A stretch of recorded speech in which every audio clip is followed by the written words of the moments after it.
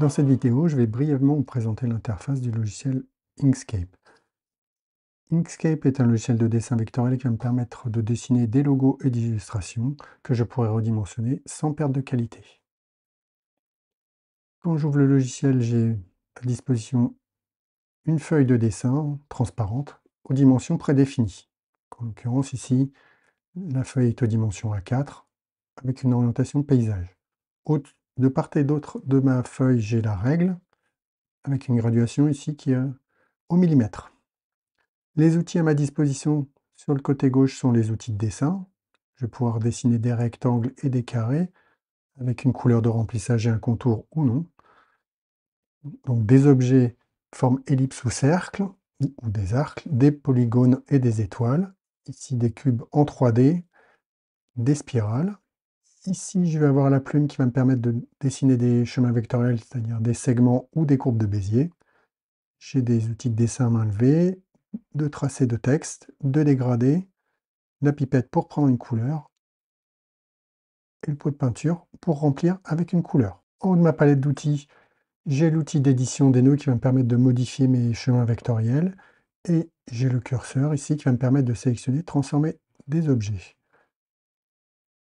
Si je clique sur un objet, j'ai un nouveau menu qui s'active ici et je vais pouvoir sélectionner tous les objets présents ou un certain nombre. Je vais pouvoir faire pivoter mon objet dans un sens ou dans l'autre, le retourner horizontalement ou verticalement et changer sa position relativement aux autres objets.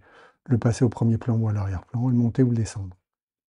Ici, dans les 4 cadrans, j'ai la position relative de mon objet par rapport au bord supérieur de la gauche, qui porte les coordonnées 0, 0. Oui. Donc X veut dire que l'encre ici, le coin supérieur gauche de ma sélection est à environ 100 mm du bord de la feuille et Y à 75 mm. L et H représentent les dimensions de mon objet ici, à savoir ici 50 mm sur 75.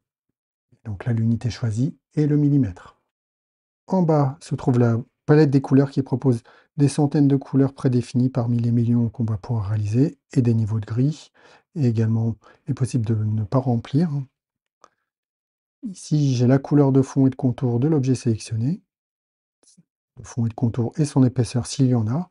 Ici, je vais pouvoir sélectionner et régler l'opacité de l'élément qui est sélectionné.